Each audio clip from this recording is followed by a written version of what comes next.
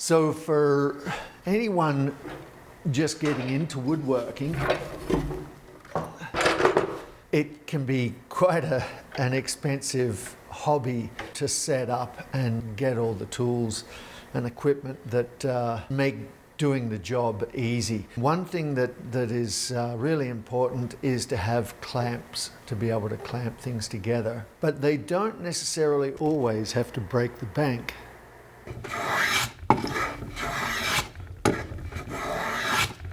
For these pieces of oak here, 4/4 or just shy of 1 inch thick pieces of oak, I'm just using these super cheap aluminum or aluminium clamps.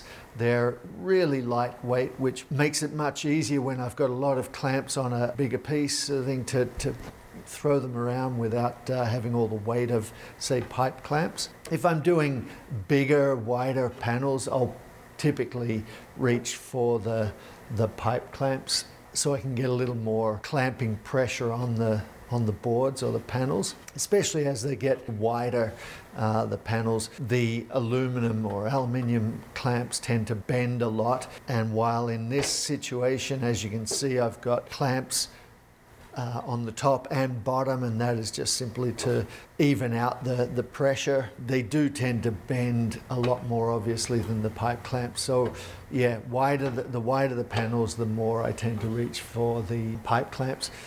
So I typically use these more than anything on gluing up 5-piece cabinet doors, and for that they're awesome. When I've got a lot of doors to do, then these make perfect sense. I can have 40 or 50 clamps and it's not a huge outlay, whereas if I was to go and buy the same number of clamps in a parallel clamp, for example, it would cost me a small fortune.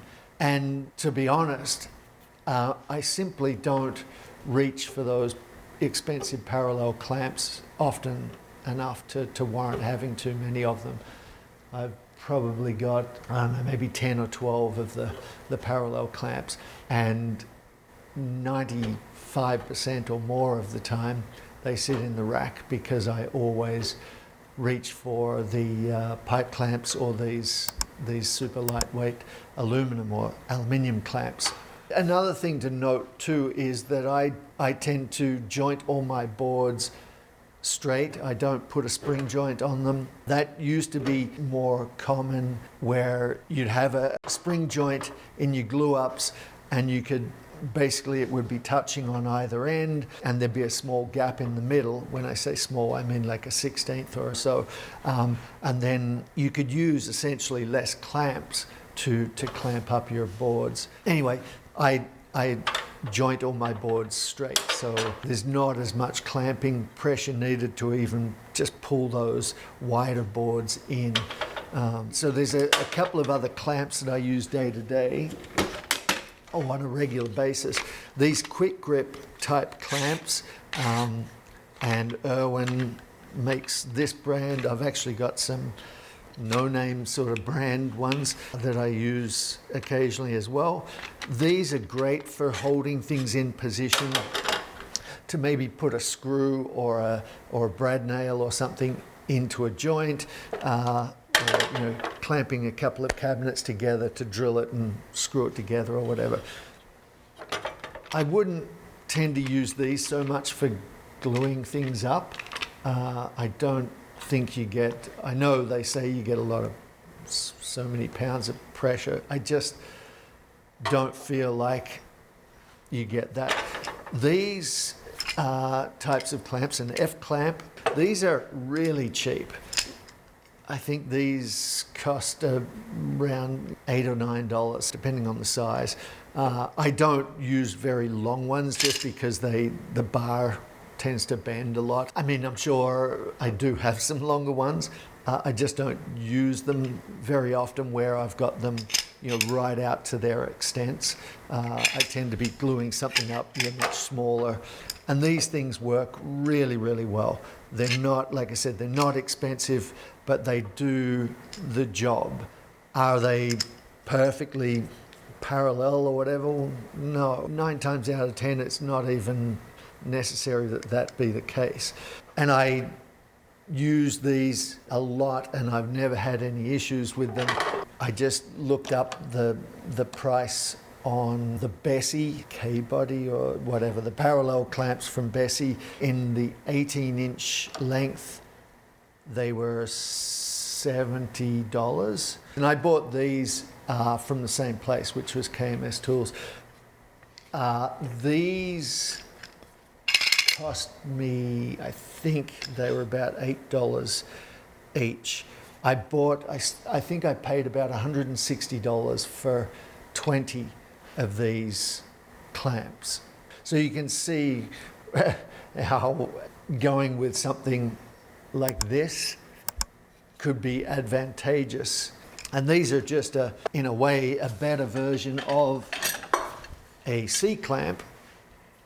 And a C-clamp, these guys have been around forever.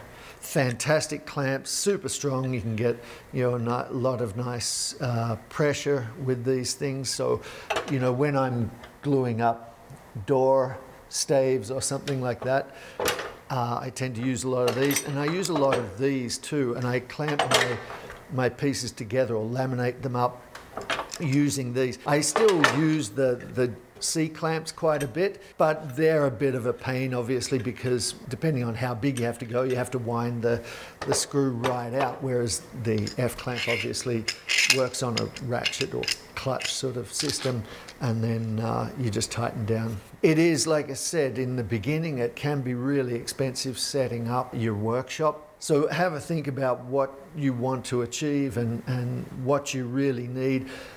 Perhaps it's a case of buying a bunch of cheaper clamps like these and these to get going and see where perhaps they're not standing up to the rigors of your work, and then sort of invest in more expensive clamps. Ones like these Jorgensen bar clamps, for example, these are quite a nice clamp. Again, this ratcheting sort of thing which makes it easy to get the right width, but they are super heavy, and I find them a little clunky, if you like.